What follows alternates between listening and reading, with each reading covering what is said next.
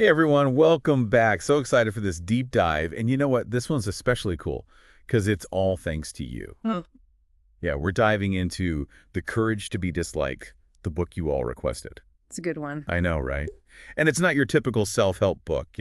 This one, it's all about Adlerian psychology. Right. A whole different perspective on like happiness, Yeah. fulfillment, all that good stuff. Exactly. So, for anyone who hasn't cracked it open yet, what's the deal with Adlerian psychology? Well, the basic idea is like we're not just products of our past, right? We have the power to choose how we react to things, how we think, and how we behave. Ooh, I like that. So it's all about, what, taking control. Exactly. And the courage to be disliked, it really dives deep into that. And, what I think is super cool about this book is the way it presents these, like, sometimes really complex psychological ideas. Yeah, it could be heavy. It could be, but it's not. They use this dialogue format, like a philosopher talking to a young guy. It's actually, like, really engaging and easy to follow. Oh, that's smart. Yeah. It's like you're eavesdropping on this deep conversation. Exactly. I gotta say, one of the things that really grabbed me right away was how the book just jumps right into the stuff we all struggle with, like insecurity or, that feeling where Mhm. you care way too much about what other people think. Yeah, we've all been there. Totally. And, the book, it makes this pretty bold claim. It says, we actually have the power to just choose to be happy. It is bold. What do you think about that? I mean, it's a powerful idea, right? Like, just imagine if we could actually control our own happiness. That would be huge. It would, but I do think it's worth examining. Can we truly be free from the influence of others? Is it that simple? I'm not so sure. Yeah, you're right. You're right. It's definitely not as simple as like flipping a switch and suddenly, boom, you're happy. There's got to be more to it, right? Definitely. There's a whole process involved. Totally. Okay. So speaking of process, there's this concept in the book that I found really interesting. It's called teleology. Oh, yeah, teleology. That's the big one. Yeah. And at first I was like, what the heck is teleology? Mm. But then the way they explain it, it's like instead of being stuck in the past, you focus on where you want to go. It's like instead of being defined by, what happened to you, you choose the future you want to create. Exactly. It's not about ignoring the past. It's about understanding that your past doesn't have to dictate your future. Oh, okay, okay. I see the distinction. It's a subtle difference, but really important. It's about choosing where you want to go, rather than just letting yourself be defined by, where you've been. I used to be so caught up in getting approval for my work, Right. Especially my creative projects.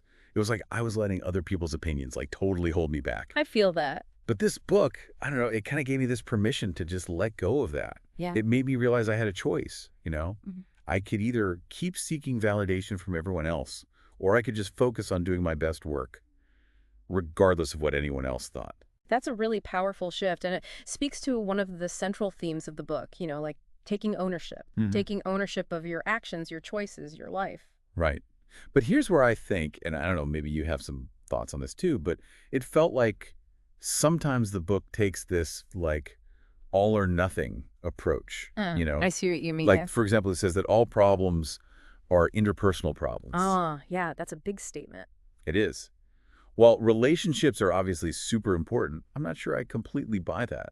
Like, what about, I don't know, health issues or financial struggles? Those are problems too, right? Absolutely. There are definitely factors outside of our relationships that can contribute to our struggles, for sure. Right. And this is where I think it's important to consider the book's cultural context too, right? Yeah. It's written from a Japanese perspective where, there's a really strong emphasis on social harmony. That's a great point. Yeah, and that might not fully translate to, cultures where individualism is more like prized. Totally. Yeah. And even in those more individualistic societies, I still think our sense of self is shaped by the people around us. Oh, absolutely. It's this constant interplay between like our inner world and the outer world. It's a delicate balance for sure. It is. And that's what I think makes this book so valuable. Yeah. It sparks these kinds of discussions and makes you really question your assumptions. I agree. And that's what we're all about here. Like, it's not about taking everything at face value. It's about engaging with these ideas, critically. Exactly. So we're talking about nuance, right? Mhm. Like taking the core principles of the book and figuring out how they actually apply to our own lives. Exactly. Make it personal. Yeah. And one thing I found really helpful in that regard was this concept of tasks of life. Oh, that's a good one. I know, right? So the book, it breaks it down like this. We all have these different roles we play in life, like friend, family member, teammate at work, whatever. And each role, it comes with its own set of tasks or ways we're expected to, like, contribute and interact. I like to think of it as like understanding our place, in the grand scheme of things. Oh, yeah. Yeah, it's like a framework for understanding where we fit in and what we're meant to do. And how we can contribute, right? It ties into that idea of community feeling that the book talks about. Oh, tell me more about that. Well, the book, it emphasizes that, finding a sense of belonging, right? Like being part of something bigger than ourselves, that's a huge part of living a fulfilling life. So it's not just about focusing on, like, ourselves in isolation, but understanding how we're connected to others. Exactly. And, this book, it doesn't shy away from the tough stuff either, like conflict. I mean, let's be real. Disagreements happen, right? It's inevitable. It is. It's part of life. But, and here's what I thought was really cool, the courage to be disliked. It gives you some really practical tools for navigating those tricky situations. It does. I was impressed by that. It talks about setting boundaries, communicating clearly, and, like, not getting caught up in trying to change other people, which, let's be honest, is so tempting sometimes. Yeah, Right? it is. But it's a recipe for frustration. So true. So what were some of the tools that stood out to you?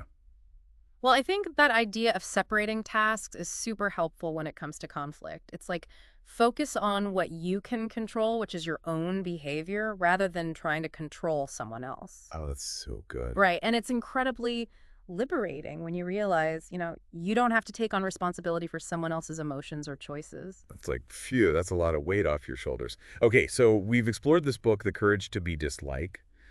And I think what's clear is it's this, like, powerful call to action. I agree. It's a challenge. It is. It challenges us to take responsibility for our own happiness, to step into our own power and really think about what it means to live a fulfilling life on our own terms. And I think, even though we've highlighted the, empowering parts of the book and maybe some areas where we need to think a little critically, the most important question is, what resonates with you?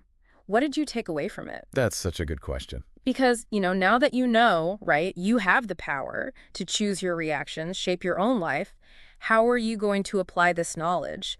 Like, what challenge are you facing right now? What obstacle? Really holding you back. Maybe it's time to let go of that need for approval, or to set some healthier boundaries, or, find a way to contribute more to your community. Whatever it is, the choice, as the book reminds us, it's yours. So good.